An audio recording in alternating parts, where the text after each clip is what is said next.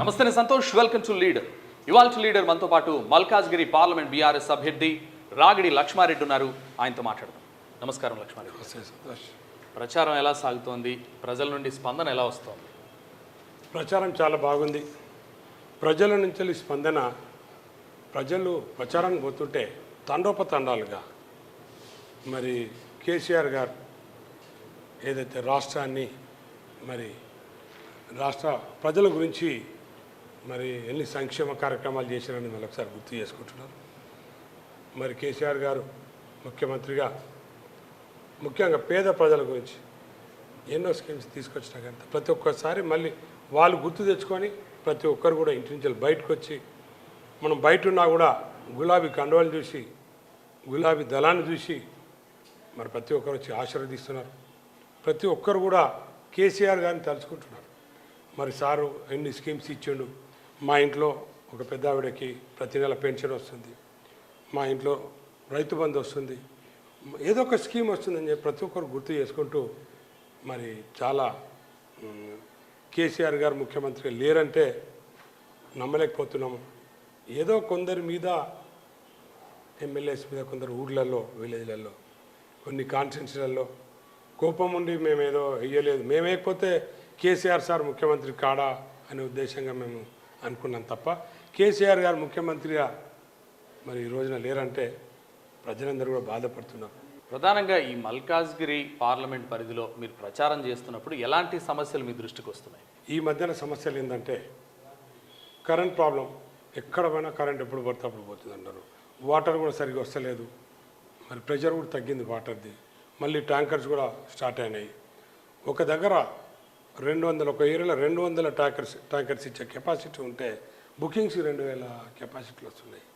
So ఇవన్నీ చూస్తుంటే ఏంటంటే ప్రజలందరూ కూడా డెవలప్మెంట్ కూడా ఎక్కడ వేసిన గొంగళ అక్కడలానే ఉంది. సమస్యలు చాలా ఉన్నాయి.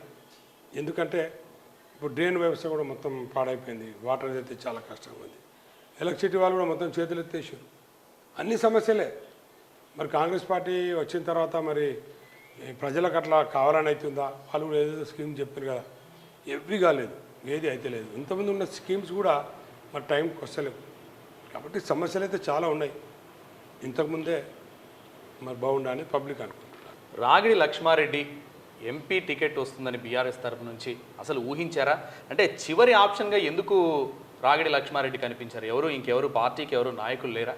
బీఆర్ఎస్ పార్టీ అనేది తెలంగాణ గురించి కొట్లాడి 13 సంవత్సరాలు కొట్లాడి తెలంగాణలో ఉద్యమం చేసి మరి ఎందరో ఉద్యమ వీరులు తెలంగాణ సాధించుకుంటే తెలంగాణ వచ్చింది. అట్లనే అందరికీ తెలుసు రాష్ట్రంలో కేసీఆర్ గారు ఏదో ఆయనకెవరో లేరు, క్యాండిడేట్ లేరనే కానీ, లేకపోతే ఎవరు లేకపోతే నాకు ఇచ్చారనే కానీ అటువంటి సమస్య లేదు. అది కొందరు గిట్టని వాళ్ళు చెప్తుంటారులా. నాలాగా ఇంకో 100 మంది ఉంటాయి ఎంపీ టికెట్ ఆశించిన వాళ్ళు. పెద్ద నాయకులు ఉన్నారు, నాకు తెలుసు. అది కేసీఆర్ గారు నన్ను ఎందుకు ఆశీర్వదించారు అంటే నేను గత 25 ఏళ్ళ నుంచి ప్రజాక్షేత్రంలో ఉన్నా. కేసీఆర్ గారికి తెలుసు నా గురించి, నా గురించి ఒక 10 ఇయర్స్ నుంచి తెలుసు వారికి. సో నేను ప్రజాక్షేత్రంలో ఉన్నా, ప్రజాసేవలో ఉన్నా, ప్రజాసేవకుల్లా ఉన్నా, ప్రజలతో మమేకమై ఉన్నా నేను. అందుకు నన్ను కేసీఆర్ గారు గుర్తించారు. ముఖ్యంగా నన్ను గుర్తించడానికి కారణం ఏంటంటే మరి 25 సంవత్సరాలు నేను కాంగ్రెస్ పార్టీలో ఉంటే కాంగ్రెస్ పార్టీ వాళ్ళు ఏ రకంగా అన్యాయం చేశారు అనేది వారు చాలా దగ్గర నుంచి చూసిన వాళ్ళు. కాబట్టి నన్ను ఆశీర్వదించి నాకు టికెట్ ఇవ్వడం జరిగింది. నాలాంటి వాళ్ళు 100 మంది పోటీలో ఉన్నారు. ఇక నాకే ఎందుకు ఇచ్చిందంటే నాకు తెలుసు కాబట్టి నాది కష్టపడే. అంటే మీరు మొదటి ఆప్షన్ అయితే కాదు. ఇంతకుముందు మల్లారెడ్డి కుటుంబం నుంచి చూశారు, అలాగే వేరే వాళ్ళని వెతికారు. ఎవరు కాదనడంతో మీకు ఇచ్చారంటే మీరు ఒప్పుకుంటారా? నేను ఒప్పుకోను. మల్లారెడ్డి గారి కుటుంబం నుంచి వెళ్ళి వాళ్ళు ఎక్స్పెక్ట్ చేశారు. తర్వాత వాళ్ళు ఎక్స్పెక్ట్ చేసిరా, వాళ్ళు వద్దన్నారా, లేకపోతే వాళ్ళకి కావాలన్నది కాదు. కాకపోతే చాలా వరకు మల్లారెడ్డి గారు కుంభారెడ్డికి ఇస్తారని చెప్పి చాలామంది అనుకున్నారు. బట్ అనుకున్నందుకు వారు క్లియర్గా చెప్పారు. మల్లారెడ్డి గారు కొందరు అనుకుంటున్నారు కానీ నాకు ఇంట్రెస్ట్ లేదని చెప్పారు. వాళ్ళకి ఇంట్రెస్ట్ ఎందుకు లేదు అంటే మరి మల్లారెడ్డి గారు ఎమ్మెల్యేగా ఉన్నారు, మరి వాళ్ళ అల్లుడు కూడా రాజశేఖర్ గారు ఎమ్మెల్యేగా ఉన్నారు. ఒకటే ఫ్యామిలీలో 3 అయితే బాగుండదేమో అనే ఉద్దేశంతో వాళ్ళు వద్దనుకోవచ్చు. కానీ నీకే ఇస్తా, నువ్వే తీసుకో అని చెప్పి కేసీఆర్ గారు అన్నది లేదు. అన్నా నాకే కావాలని చెప్పి మల్లారెడ్డి గారు కూడా అడిగింది లేదు. సరే ప్రజలలో ఏంటంటే కొందరు వాళ్ళను పబ్లిక్ని ఏం చేస్తున్నారంటే వేరే రకంగా అసలు తీసుకునే వాళ్ళే లేరనో ప్రెస్ ద్వారానో లేకపోతే నాయకుల ద్వారానో కొందరు వచ్చేసి దాన్ని చిన్న విషయాన్ని పెద్దగా చేసి అసలు ఎవరు కంటెక్ట్ చేసేవాళ్ళే అనేది ఒక తప్పుడు ప్రచారం చేసారు తప్ప చాలామంది నాయకులు పోటీలో ఉన్నారు, పోటీలో ఉండేది. ఇన్నేళ్ళు మీరు కాంగ్రెస్ పార్టీలో ఉన్నా సరే ఎందుకు మీకు అవకాశం ఇవ్వలేదు? అంటే మీరు మిమ్మల్ని కాంగ్రెస్ వాడుకొని వదిలేసిందంటారా? అది ప్రజలకు తెలుసు, మీకు తెలుసు, సంతోష్ నీకు కూడా ఇంత తెలుసు కదా. నేనైతే ఎవరు ఎప్పుడు వచ్చిర్రో ఎవరు ఎట్లా నాయకులు అయినరో నేను జూనియర్లు సీనియర్లు అని మాట్లాడా. నేను ఒకటైతే చెప్పగలను, రేవంత్ రెడ్డి గారిని కొడంగల్లో ప్రజలు ఓడగొడితే అక్కడ ప్రజలు మల్కాజ్గిరి పార్లమెంట్కి వస్తే మల్కాజ్గిరి పార్లమెంట్ ప్రజలలో ముఖ్యంగా నాయకులు ఉంటారు కదా, ప్రతి కాన్స్టిట్యూన్సీలో 2 నాయకులు ఉంటారు. ఆ నాయకులలో నేను ఒకటి కష్టపడి గెలిపిస్తే ఆయన చూసుకున్నాడు తప్ప ప్రజలను పట్టించుకోలేదు. మల్కాజ్గిరి పార్లమెంట్ ప్రజలను పట్టించుకోలేదు, ఏ ఒక్కరోజు కాన్స్టిట్యూన్సీకి రాలేదు, ఏ ఒక్కరి సమస్యల గురించి తెలుసుకోలేదు, ఏ ఒక్క నాయకుని పలకరించలేదు. నన్నే కాదు, నాలాంటి నాయకులు చాలామంది ఉన్నారు. లైఫ్లో ఒక్కసారి ఎవరన్నా హెల్ప్ చేస్తే సహాయం చేస్తే లైఫ్లో మరవలేం. కానీ ఇక్కడి ప్రజలు మల్కాజ్గిరి ప్రజలే కాకుండా మల్కాజ్గిరి నాయకులు అనుకోండి, నాయకులు రేయింబవళ్ళు ఆయన గురించి కష్టపడి ఆయన గెలవాలని చెప్పి ఆయన్ని గెలిపిస్తే ఏ ఒక్క రోజు కూడా ఎవరిని పట్టించుకున్న పాపాన పోలేదు, ఆయన ఎవరిని పలకరించలేదు, ఎవరి గురించి ఆలోచించలేదు. ఆయన చూసుకున్నాడు. మరి కన్న తల్లి లాంటి మల్కాజ్గిరి పార్లమెంట్ రాజకీయ భిక్ష పెట్టింది. ఈ రోజున ముఖ్యమంత్రి అయిండు. మరి ముఖ్యమంత్రి అయిందంటే మల్కాజ్గిరి ప్రజలు, మల్కాజ్గిరి నాయకులు నిన్ను దగ్గర తీస్తేనే నువ్వు ముఖ్యమంత్రి అయినావు. నీ గురించి రేయి పగలు కష్టపడ్డారు, అన్నం తినలేదు, ఆకలితో అగౌరించారు. అరే ఆయన గెలిపిద్దామని చెప్పి చాలామంది కష్టపడ్డారు. నువ్వు ఎవరిని పలకరించినావు? ఎవరిని పలకరేలేదు. ఎవరిని ఆదరించినావు? నీ దగ్గర అడిగేది డబ్బు అడగలేదు, నీ దగ్గర పైరవి అడగలేదు, నీ దగ్గర నుంచి కనీసం బాగుండావా అని మాట్లాడినాం. కానీ అది కూడా జరగలేదు. అది ప్రజలకు లీడర్ తెలుస్తుంది, ఎందుకంటే మేము చాలా దగ్గర నుంచి చూస్తున్నాం కాబట్టి నేను ఇంతకంటే ఎక్కువ చెప్పలేను. సో నేను అనేది ఒకటే, మీరు అడిగిన దానికి నేను ఆన్సర్ ఇచ్చేది ఏంటంటే కాంగ్రెస్ పార్టీ వాడుకున్నదా అనే పదం ఏందో నాకు తెలియదు, కానీ రేవంత్ రెడ్డి గారు మాత్రం వాడుకుంటాడు. కనీసం 4 ఆస్పిరెంట్స్ ఉంటారు, 3 ఆస్పిరెంట్స్ ఉంటారు, పిలిచి మాట్లాడము, ఇట్లా చేద్దాం అనుకోవడము, ఇట్లా చేద్దాము, వీళ్ళకి ఇది చేద్దాం, అలాంటివి ఏం లేవు. ఆయన గురించి మాట్లాడవసరం నాకు లేదు, ఎందుకంటే ఆయన రాష్ట్ర ముఖ్యమంత్రి, ఆయన కాంగ్రెస్ పార్టీ, నేను బీఆర్ఎస్ పార్టీ. ఆయన గురించి ఎంత తక్కువ మాట్లాడితే అంత మంచిది నాకు. లక్ష్మారెడ్డి రాజకీయ జీవితంలో ఎందుకు అవకాశాలు రాలేదంటే ప్రత్యక్ష ఎన్నికల్లో నిలబడడానికి డబ్బు లేకనా, ప్రజాదరణ లేకనా? నా దగ్గర దేవుని దయ వల్ల అన్నీ ఉన్నాయి. ఈక్వేషన్ ఉంటుంది రాజకీయంలో. ఎవరైనా సక్సెస్ కావాలి, ఎవరికైనా ఆపర్చునిటీ కావాలంటే ఈక్వేషన్స్ ఉంటాయి. 2009లో సీనియర్ అని చెప్పి రాజిరెడ్డి గారికి ఇవ్వడం జరిగింది. 2014లో మరి వాళ్ళ తమ్ముడికి లక్ష్మారెడ్డి గారికి, 18లో పొత్తులు పోయింది. సరే 3 సార్లు నేను ట్రై చేసినా కదా, ఈసారి అయితే తప్పకుండా వచ్చు అనుకున్నా. ఆయనకు తెలుసు, రేవంత్ రెడ్డి గారికి తెలుసు, మొత్తం గ్రేటర్ హైదరాబాద్ 23 కాన్స్టిట్యున్సీలలో కాంగ్రెస్ పార్టీ గెలిచేదంటే ఉపనించాలు గెలిచేది, రాగి లక్ష్మారెడ్డి గారు అయితే గెలిచాడు అనేది కూడా ఆయన రిపోర్ట్ ఉంది. అవన్నీ రిపోర్ట్లు ఆయనకు అనవసరం. ఆయన ఏదైతే చేయాలనుకుంటో అది చేస్తాడు. ఆయనకు అదృష్టం బాగుంది, ఆయన ముఖ్యమంత్రి అయ్యాడు. సరే ఎవరు అదృష్టం పెట్టుంటో దాన్ని నేనేం నమ్ముకుంటా అంటే, నాకు ఎవరైనా చిన్న హెల్ప్ చేస్తే లైఫ్లో గుర్తుపెట్టుకునే వ్యక్తిని. ఆయనకి ఎంత పెద్ద హెల్ప్లు చేసినా కూడా ఆయన గుర్తుపెట్టుకోడు. అదే ఆయనకు సంబంధించి నాకు సంబంధించింది అది. కాంగ్రెస్ పార్టీ మాత్రం ఆయన పిసిసి అధ్యక్షుడు ఉన్నప్పుడు నాకు మోసం జరిగింది కాబట్టి నేను పార్టీ నుంచి బయటకు రావడం జరిగింది. అంటే కాంగ్రెస్ పార్టీలో మీకు అవకాశం రాక బీఆర్ఎస్లోకి వచ్చారా, లేకపోతే బీఆర్ఎస్ అభివృద్ధి సంక్షేమం అభివృద్ధి పనులు నచ్చి వచ్చారా? కాంగ్రెస్ పార్టీ వాళ్ళు నాకు అన్యాయం చేశారు. దాంతోపాటు ఏంటంటే కేసీఆర్ గారు కూడా వారు చేసే అభివృద్ధి పనులు, ఇప్పుడు సిటీ చూడండి, నేను బయట దేశం నుంచి వెళ్ళి ఎవరైనా వచ్చినా కూడా మన హైదరాబాద్ అయినా అంటారు. నిజంగానే మన రాష్ట్రం డెవలప్మెంట్లో దేశంలోనే ముందంజలో ఉండే. సరే కొందరు అంటారు ఇదైంది, లేకపోతే బయట నుంచి డబ్బులు తెచ్చిండ్రు, డబ్బులు చేస్తే ఎవరైనా చేస్తారు. సంక్షేమ కార్యక్రమాలే కానీ ప్రజల గురించి ముఖ్యంగా పేద అన్ని వర్గాల వారి గురించి ముఖ్యంగా గ్రేటర్ హైదరాబాద్ రాష్ట్రంలో కూడా మన తెలంగాణ వచ్చిన తర్వాత చాలా డెవలప్మెంట్ జరిగింది. సో ఎక్కడ లేని డెవలప్మెంట్, ఏ రాష్ట్రంలో లేని డెవలప్మెంట్ అనేది మన హైదరాబాద్ జరిగింది.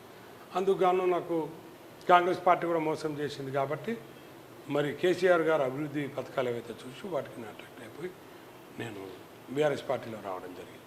ఎంపీగా అభ్యర్థిగా గెలుపుపై ఎలాంటి ధీమాతో ఉన్నారు? తప్పకుండా మంచి మెజార్టీతో నేను గెలిచా.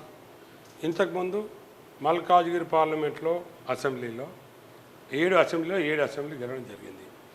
3,55,000 ఓట్ల మెజార్టీతో గెలవడం జరిగింది. నేను ఇప్పుడు కూడా మా ఓట్ బ్యాంక్ ఎటు పోలేదు, ప్రజలు ఆశీర్వదిస్తున్నారు.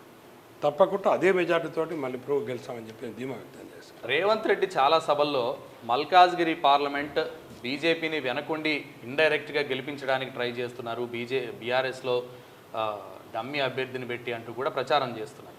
ఈ డమ్మీ అభ్యర్థులను పెట్టేది ఎవరు పెడతారంటే మరి రేవంత్ రెడ్డి గారే పెడతారు డమ్మీ అభ్యర్థులను. నేను చాలా దగ్గర నుంచే చూసిన డమ్మీ అభ్యర్థిని హుజురాబాద్లో రాజేందర్ గెలవడానికి, ఈటెల రాజేందర్ హుజురాబాద్లో ఎమ్మెల్యే గెలవడానికి బై ఎలక్షన్లలో ఆయన డమ్మీని పెట్టిండు. ఇవాళ ఆయన డమ్మీని పెట్టిండు కాబట్టి వేరే వాళ్ళు డమ్మీ అనుకుంటారేమో అని చెప్పి వేరే వాళ్ళు డమ్మీ అంటున్నాడు. నేనంత డమ్మీ అనే పదం అనేది ఇక్కడ 7 సెగ్మెంట్లలో 4 సెగ్మెంట్లలో చాలా దగ్గర నుంచి అందరూ గుర్తుపడతారు. ఎవరు డమ్మీ? డమ్మీ ఎవరు? నీకు ఇక్కడ ఓటు హక్కు లేకపోతే నువ్వు ఇచ్చిన సునీతా మహేందర్ రెడ్డి గారికి నీకు ఇక్కడ ఓటు హక్కు లేదు. వాళ్ళ డమ్మీ నేనా? సునీతా మహేందర్ రెడ్డి గారు తాండూరులో ఉంటారు, నువ్వు ఎక్కడో వాళ్ళకి సీట్ ఇస్తా అంటే ఇక్కడికి వచ్చారు. నీకు ఇక్కడ ఓటు హక్కు లేదు. నువ్వు ఏ ఒక్క రోజు కూడా ఏ ప్రజలను కూడా ఆదుకున్నది లేదు, ఏ ప్రజల దగ్గరకు వచ్చింది లేదు, ప్రజాక్షేత్రంలో ఉన్నది లేదు, నువ్వు ఎవరి దగ్గర సేవా కార్యక్రమాలు చేసింది లేదు. నువ్వు ఈ రోజున ఒక మనిషిని, ఈ పార్లమెంట్కి సంబంధం లేని మనిషిని మీరు వచ్చి ఇలా గెలిచినంత మాత్రాన ఇంకా వేటలు అందరూ గెలుస్తారని చెప్పి ఇలా తీసుకొచ్చి పెట్టినామంటే ప్రజలందరూ గమనిస్తున్నారు. నువ్వు డమ్మిని పెట్టినామంటారు అందరు. మల్కాజ్గిరి పార్లమెంట్లోని మీ బీఆర్ఎస్ ఎమ్మెల్యేలంతా లక్ష్మారెడ్డికి మనస్ఫూర్తిగా సపోర్ట్ చేస్తున్నారు అనుకుంటున్నారా? 100% మనస్ఫూర్తిగా సపోర్ట్ చేస్తున్నారు. దానికి ఏంటంటే వాళ్ళు ఏమనుకుంటారంటే మనస్ఫూర్తిగా సహాయం వాళ్ళు నాకు సపోర్ట్ చేసినా కూడా ఏదో ఒక జిమ్మిక్తో ఏదో ఒకటి తీసుకొచ్చి ఆయన చేస్తలేడు ఈయన తీస్తలేని చెప్పి ఏదో వాళ్ళు మసిపూసి మారగా చేసినట్టు మాట్లాడతారు. అవన్నీ రాంగ్. నాకు ప్రతి ఒక్కరు కూడా నాకంటే వయసులో పెద్దవాళ్ళు నన్ను సొంత తమ్ముళ్ళలాగా, నాకంటే వయసులో చిన్నవాళ్ళు నన్ను సొంత అన్నలాగా పెద్దవాళ్ళని దీవిస్తున్నారు. చిన్నవాళ్ళు అన్నాను తప్పకుండా గెలవాలని నన్ను అంటున్నారు. ముఖ్యంగా అందరు ఎమ్మెల్యేలు నాకు సపోర్ట్ చేస్తున్నారు. నా అన్న తమ్ముళ్ళలాగా, నా కుటుంబ సభ్యులాగా నాకు సపోర్ట్ చేస్తున్నారు. అందుకే నేను ధీమా వ్యక్తం చేస్తున్నా. నేను భారీ మెజార్టీతో గెలుస్తాను. ముఖ్యంగా మల్లారెడ్డి సపోర్ట్ ఎలా ఉంది మీకు? చాలా బాగుంది. మల్లారెడ్డి గారు ఒక్కరే కాదు, వాళ్ళ ఫ్యామిలీలో వాళ్ళ 2 కొడుకులు ఉన్నారు. మరి ఎవరైతే టికెట్ ఎక్స్పెక్ట్ చేశారో భద్రారెడ్డి గారు కానీ వాళ్ళ పెద్ద కుమారుడు మహేందర్ రెడ్డి కానీ వాళ్ళు మొత్తం అన్ని ఏరియాలలో నేను పోకున్నా కూడా అన్ని ఏరియాలో వాళ్ళే క్యాండిడేట్ లాగా, వాళ్ళే ఎంపీ అభ్యర్థిలాగా వాళ్ళు ప్రచారంలో ముందున్నారు. ఒకవైపు అసెంబ్లీ ఎన్నికల్లో ఓడిపోయి సానుభూతితో ఆశలు పెట్టుకున్న వ్యక్తి సీనియర్ లీడర్ ఒకవైపు బీజేపీ నుంచి, మరోవైపు అవకాశాలే ఇంతవరకు ప్రత్యక్ష ఎన్నికల్లో అవకాశాలు లేక ఉన్న వ్యక్తి మరోవైపు లక్ష్మారెడ్డి. ఎలా చూస్తారంట? సంతోష్, నేను ఒకటే చెప్తున్నా, ప్రజలైతే డిసైడ్ అయిపోయినరు. స్థానికంగా ఎవరైతే ఉంటారో వాళ్ళకే టికెట్ ఇద్దామని డిసైడ్. ఎందుకంటే ఇంతకుముందు అదే రేవంత్ రెడ్డి గారు ఆయన స్థానికంగా లేకున్నా కొడంగల్లో ఉన్నా ఆయనను దీవించి ఆయనను పెద్దపీఠం ఎక్కిస్తే ప్రజలను ఆయన ఎడమ కన్నుతోడు కూడా చూడలేదు అనే బాధతోటి ప్రజలున్నారు. ఆ ఎక్స్పీరియన్స్ తోటి ప్రజలు డిసైడ్ చేసుకున్నారు. మరి స్థానికంగా ఎవరైతే ఉంటారో, స్థానికంగా ప్రజలలో ఎవరైతే ఉన్నారో, స్థానికంగా ప్రజాసేవలో ఎవరైతే ఉన్నారో వాళ్ళనే తప్పకుండా మరి ఈసారి ఆశీర్వదించాలని చెప్పి మల్కాజ్గిరి పార్లమెంట్ ప్రజలు అనుకుంటున్నారు. అంటే బీజేపీ నుంచి పోటీ చేస్తున్న ఈటెల రాజేందర్ అసెంబ్లీలో ఓడిపోయారు, ఇప్పుడు మళ్ళీ పోటీ చేస్తున్నారు. అంటే ఆ సానుభూతి పైన ఎక్కువ ఆశలు పెట్టుకున్నారు ఈటెల రాజేందర్. ఆ సానుభూతి వర్కౌట్ కాదంటారా? సానుభూతి ఎందుకు ఉండాలండి? నాకు అర్థం కాదు. ఎక్కడో హుజూరాబాద్లో ఉండి చెల్లని పైసా అది ఇక్కడికి వచ్చి సానుభూతి చూపెట్టాలంటే నువ్వు ఒక్కసారి ఓడిపోయినంత మాత్రాన నీకు ఇక్కడ సానుభూతి చూపెట్టాలి. బాగుంది, అరే వా జబర్దస్త్ ఉంది ఇది. మరి గత 25 సంవత్సరాల నుంచి వెళ్ళి ప్రజాక్షేత్రంలో ఉన్న ప్రజలలో ఉన్న ప్రజలకు ఏ అవసరం ఉన్నా ప్రజలకు ఏ సేవా కార్యక్రమాలైనా నేను చేసిన నాకు 4 సార్లు టికెట్ మిస్ అయింది, మరి నా మీద ఎంత సానుభూతి ఉండాలి? ఎవరైనా నువ్వు ఎందుకు వస్తావు వీడికి అనుకోరా వాళ్ళు? మరి ఈడ లక్ష్మారెడ్డి లేడా? మరి ఆయన సానుభూతి ఎంత పెద్దగా ఉండాలి అని ప్రజలు చూస్తలేరా? నువ్వు అక్కడ చెల్లని పైసా వచ్చి ఈడ ఏదో చెల్తా అంటే ఎట్లా చెల్తావు నువ్వు అంత నీకుంటే, అంత హంగామా నీకుంటే, అంత పెద్ద నాయకుని కదా, మరి అక్కడ ఎందుకు నేను ప్రజలు ఆశీర్వదించలే? ఇక్కడ ఎందుకు ఆశీర్వదిస్తారు? అంటే ఇక్కడ ప్రజలంతా పిచ్చోళ్ళు అనుకుంటారా మీరు? ఒక్కసారి తప్పు చేసినంత మాత్రాన, ఒక్కసారి మరి రేవంత్ రెడ్డి గారిని బయట నుంచి వచ్చిన ఆశీర్వదించినంత మాత్రాన ప్రతిసారి బయట నుంచి వచ్చి ఆశీర్వదిస్తారా? అంటే మల్కాజ్గిరి సీట్ అనేది ప్రతి ఒక్కరికి మరి ఎవరైతే ఓడిపోయిన వాళ్ళకు ప్రతి ఒక్కరికి ఇది ఒక స్థావరం అయిపోయింది. అయితేమన్నా ఈటెల రాజేందర్ బీసీ ఓటు బ్యాంక్ని నమ్ముకున్నారు, బీసీ ఓటు బ్యాంక్ గెలిపిస్తుంది అంటున్నారు. మిత్రమా సంతోష్, ఒకటి చెప్తున్నా, నేను కులాల గురించి మతాల గురించి మాట్లాడతలేను. వాళ్ళు మాట్లాడతారు, అట్లా బీజేపీ వాళ్ళు మాట్లాడతారు. సానుభూతి కులాలు అనేది ఎవరైనా ఏ కులమైనా కూడా వాళ్ళు కూడా చూస్తారు క్యాండిడేట్ ఎవరు. ఏ నినాదం తీసుకొచ్చినా కూడా నేను ఒక కమ్యూనిటీ, నా నినాదం తీసుకొచ్చినా రాంగ్ అది. ఎవరే కానీ అన్నీ చూస్తారు. అందరూ ఒక దిక్కు ఎప్పుడు ఉండరు. ఇన్ని సంవత్సరాల నుంచి వెళ్ళి రాజకీయ చరిత్రలో ఇన్నిసార్లు ఎలక్షన్లు జరిగినాయి, 2 మంది ముఖ్యమంత్రులు వచ్చారు, 2 మంది ఎమ్మెల్యేలైన ఎంపీలు అయ్యారు. ఎప్పుడు కూడా మరి కులాల పేరిట మీద ఏదో చేస్తామంటే కాదది. ప్రజలు తప్పకుండా ఏ కులం ఉన్నా ఏ మతం ఉన్నా కూడా మనిషి ఎవరు, మంచి మనిషి ఎవరు, ఎవరు ఎలాంటి వాళ్ళని తప్పకుండా చూస్తారు. కాబట్టి ఆయన అట్లా అనుకోవడం చాలా తప్పు. మల్కాజ్గిరి ఎంపీగా గెలిస్తే రాగిడి లక్ష్మారెడ్డి ఏం చేస్తారు మల్కాజ్గిరి పార్లమెంట్కి? మల్కాజ్గిరి పార్లమెంట్లో చాలా సెగ్మెంట్లలో చాలా ప్రాబ్లమ్స్ ఉన్నాయి. ఇప్పటి వరకు రేవంత్ రెడ్డి గారు మరి 5 సంవత్సరాలు ఎంపీగా ఉండి ఏ ఒక్క రోజు కూడా మరి లోకల్ సమస్యల గురించి పట్టించుకోవాలి. అది ప్రజలకు కూడా తెలుసు.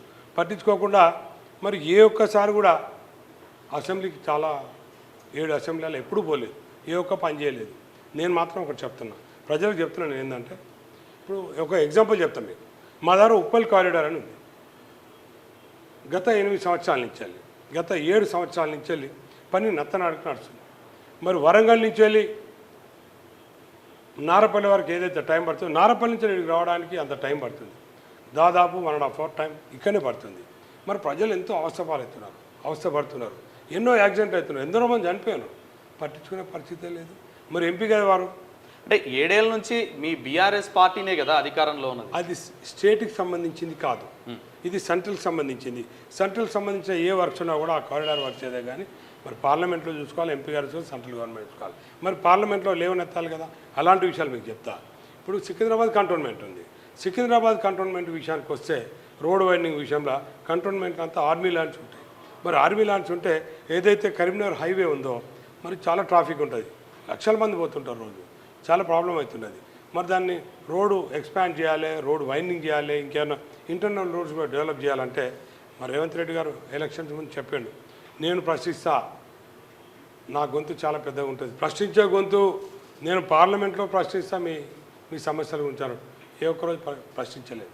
మరి మల్కాజ్గిరి కాన్స్టిట్యున్సీలో మల్కాజ్గిరి టౌన్ అనేది మిడిల్లో ఉంటుంది. చుట్టూ రైల్వే ట్రాకు, రైల్వే గేట్స్ ఉంటాయని, ఒక 10 గేట్లు ఉంటాయి. మరి అంత పెద్ద సిటీలో ఒక్కసారి ట్రైన్ వస్తే 1 అవర్ ప్రజలు అవస్థపడతారు. అటు ప్రతిరోజు అవస్థపాలవుతున్నారు. మరి ఏ ఒక్కరోజు వాటి గురించి పట్టించుకున్నది లేదు. ఆల్ ఇండియా లెవెల్లో మెడికల్ కాలేజ్ ఇచ్చు, మన దగ్గర కనీసం 160 మెడికల్ కాలేజ్ ఇచ్చు. ఏ ఒక్క మెడికల్ కాలేజ్ కూడా మన దగ్గర రాలేదు. సో అలాంటి చెప్పుకుంటే ఇప్పుడు సెంట్రల్ స్కూల్స్ ఉన్నాయి. సెంట్రల్ స్కూల్స్ విషయంలో కూడా చాలా తీసుకురావాల్సి వస్తుంది. ఇప్పుడు ఎంఎంటీఎస్ ఏదైతే సిటీ చాలా డెవలప్ అయింది, అలాంటిది కూడా ఎక్స్పాన్షన్ చేయాలి మొత్తం. అది కాకుండా మరి మెట్రో స్టేషన్స్ ఉన్నాయి, ఈ మెట్రో రైల్ అనేది ఉంది కదా, దాన్ని కూడా ఎక్స్పాండ్ చేయాలి. దాని విషయంలో కూడా మరి పార్లమెంట్లో ఫైట్ చేయాల్సి వస్తుంది. అట్లే RRR ఇప్పుడు ఏదైతే రీజనల్ రింగ్ రోడ్ ఏదైతే వస్తుందో ఆ రీజనల్ రింగ్ రోడ్ కూడా లింక్ రోడ్స్ ఏవైతే ఉంటాయో, ఎంఎంటీఎస్ సంబంధించి ఏవైతే ఉంటాయో ఇవన్నిటి కూడా తీసుకురావాలంటే కంపల్సరీ మరి పార్లమెంట్లో ఇక్కడ సమస్యల గురించి గలమెత్తాలి, ఇక్కడ సమస్యల గురించి మాట్లాడాలి. నేను ప్రజలకు ఒకటే మాట ఇస్తున్నాను, నేను పార్లమెంట్లో ఫైట్ చేస్తా, ఇక్కడ సమస్యల గురించి ఫైట్ చేస్తా, నన్ను నమ్మండి, నాకు అవకాశం ఇవ్వండి. మీ మల్కాజ్గిరి పార్లమెంట్ పరిధిలో సెటిలర్స్ ఎక్కువ, అంటే ఇక్కడే చాలామంది ఇక్కడ ఇండస్ట్రీస్లో పనిచేసే వాళ్ళు కావచ్చు, ఇక్కడే ఎక్కడి నుంచో వచ్చి ఇక్కడ జీవనాధారం సాగిస్తున్న వాళ్ళు కావచ్చు, ఎంతోమంది ఉన్నారు. వాళ్ళందరికీ ఎలాంటి భరోసా ఇస్తారు? వాళ్ళకి రాగిడి లక్ష్మారెడ్డి అంటే వాళ్ళకి ఎలాంటి భరోసా ఇస్తారు? గ్రేటర్ హైదరాబాద్ అంటే ఇట్స్ ఏ కాస్మోపాలిటన్ సిటీ. మన హైదరాబాద్ని మినీ ఇండియా అంటారు. ముఖ్యంగా మల్కాజ్గిరిని అయితే మినీ ఇండియా అని అంటారు, అందరికీ తెలిసిన విషయం. అన్ని రాష్ట్రాల నుంచి వెళ్ళి మరి ఇక్కడికి వచ్చి స్టూడెంట్సే అనుకోండి, అట్లే ఐటీ వాళ్ళైతే చాలామంది ఉంటారు, అంటే ఎంప్లాయీస్ అనుకోండి. ఈ రోజులలో ఏంటంటే చాలామంది వేరే స్టేట్ వాళ్ళందరూ కూడా మరి రిటైర్మెంట్ తర్వాత సెటిల్ కావాలంటే Hyderabad is the best safe city అనే లెవెల్లో వస్తున్నారు. ఈవెన్ స్టూడెంట్స్ కూడా అట్లే అనుకుంటారు. ముఖ్యంగా గత 10 సంవత్సరాల నుంచి వెళ్ళి మరి కేసీఆర్ గారు ముఖ్యమంత్రిగా ఉన్నప్పుడు లా అండ్ ఆర్డరే కానీ, మీ అందరికీ తెలిసి ఇంతమంది లా అండ్ ఆర్డర్ ప్రాబ్లం ఎంతో ఉంటుండేది. అట్లే జాబ్ ఆపర్చునిటీసే కానీ, సేఫ్ ప్లేస్ అనేది హైదరాబాదే. అవన్నీ కూడా మరి ఇంతకుముందు బీఆర్ఎస్ ప్రభుత్వంలో ఎట్లయితే ప్రజలకు హామీ ఇచ్చి చేయడం జరిగిందో, ఈ రోజున కూడా మరి మల్కాజ్గిరి ప్రజలకు అదే రకమైన హామీలు, వాళ్ళు సేఫ్గా ఉండడానికి, వాళ్ళకు ఐటీ ఉద్యోగాల విషయం అనుకోండి, బయట నుంచి వచ్చిన వాళ్ళకి భద్రత అనుకోండి, ఏదే కానీ చూసుకోవడానికి మరి సపోర్ట్గా ఉంటామని చెప్పి నేను తెలియజేస్తున్నాను. రాగిడి లక్ష్మారెడ్డి ప్రత్యర్థి ఎవరు? ఈటెల రాజేంద్ర, సునీత మహేందర్ రెడ్డి? నాకు ఈటెల రాజేందర్ మధ్యనే ఉంటుంది. సునీత మహేందర్ రెడ్డి గారి గురించి అయితే అవసరం లేదు, ఎందుకంటే ప్రజలు అన్నీ చూస్తున్నారు. మరి పార్టీలో ఎన్ని హామీలు ఇచ్చినా ఏం చేసినా కూడా చాలా మెయిన్ ప్రాబ్లం ఏంటంటే ప్రజలకు ఇంతకుముందు వాళ్ళకు పడ్డ దెబ్బ, వాళ్ళు బాధపడేది ఏదైతే ప్రజలలో ఉందో, ఇంతకుముందు మేము ఒక వ్యక్తిని గెలిపిస్తే ఆ వ్యక్తి మమ్మల్ని ఎడమ కంతుడు చూడలేని బాధ ఉన్నది చూడండి, ఆ బాధ చాలా. కాబట్టి మాకేమైనా పోటీ ఉంటుందంటే మా పోటే కాదు, బీజేపీ కూడా సరే మాకు దరిదాపులు లేకుండా కొంచెం దూరంలో ఉంటారు అంటే నేనైతే బీజేపీ అనుకుంటాను. ఫైనల్గా మల్కాజ్గిరి పార్లమెంట్ ప్రజలు రాగిడి లక్ష్మారెడ్డికి ఎందుకు ఓటేయాలి? మల్కాజ్గిరి ప్రజలు నాకెందుకు ఓటేయాలంటే బీఆర్ఎస్ పార్టీ గత 10 సంవత్సరాలు మరి హైదరాబాద్ని, తెలంగాణ కాకుండా హైదరాబాద్లో మరి మల్కాజ్గిరి పార్లమెంట్ సెగ్మెంట్ ఏదైతే ఉందో ఎక్కలేని విధంగా డెవలప్మెంట్ చేయడం జరిగింది. ఆ డెవలప్మెంట్కి ప్రజలు ఆశీర్వదించి 7 మంది ఎమ్మెల్యేలను అత్యధిక మెజారిటీతోటి మరి గెలిపేయడం జరిగింది. ప్రజల ఆశీర్వాదం ఉంటుంది, ఎందుకంటే ప్రతి ఒక్కరు గమనిస్తున్నారు డెవలప్మెంట్ ఎప్పుడు జరిగింది. గ్రేటర్ హైదరాబాద్ 10 ఏళ్ల కింద ఎట్లుంటుండే, ఇప్పుడు ఎన్ని ఫ్లైఓవర్లు వచ్చినాయి, మరి ఎంత ఇన్ఫ్రాస్ట్రక్చర్ డెవలప్ అయింది, ఎంత ఐటీ రంగం డెవలప్ అయింది అనేది ప్రజలు చూస్తున్నారు. ఈ రోజున తెలంగాణ అనేది ఎంత డెవలప్ అయింది, వాటర్ సోర్సే కానీ, కరెంట్ ప్రాబ్లం లేకుండా చేసిన సిటీ అందరూ తెలుసు ప్రజలకందరికీ. 10 ఏళ్ల కింద ఎప్పుడు కరెంట్ వస్తుందో ఎప్పుడు పోతుందో, మరి ఇక్కడంతా కూడా ఇండస్ట్రియల్ ఏరియా, వారంలో 2 రోజులు మరి ఫ్యాక్టరీలు నడిపేవాళ్ళు కాదు. అట్లా చెప్పుకుంటూ వస్తే వాటర్ ఎప్పుడు వస్తుందో ఎప్పుడు పోతున్న పరిస్థితి ఉంటుండేది. వాటర్ విషయంలో మహిళా సోదరులు అయితే బిందెలు పట్టుకొని కిలోమీటర్లు ఉరికేది. ట్యాంకర్ వచ్చిందంటే వాళ్ళ బిందెలు చుట్టబోయే వరకు వాళ్ళు కొట్టుకునేది. అలాంటి పరిస్థితిని ఎంతో డెవలప్మెంట్ చేసిన ఘనత మరి బీఆర్ఎస్ పార్టీది, కేసీఆర్ గారిది. కాబట్టి తప్పకుండా బీఆర్ఎస్ పార్టీ అభ్యర్థిగా నన్ను ఆశీర్వదిస్తానని చెప్పి నేను అనుకుంటున్నాను. రైట్, థ్యాంక్ యూ లక్ష్మారెడ్డి గారు. All the best for your election. Thank you. ఇది మల్కాజ్గిరి పార్లమెంట్ బీఆర్ఎస్ అభ్యర్థి రాగిడి లక్ష్మారెడ్డితో స్పెషల్ లీడర్.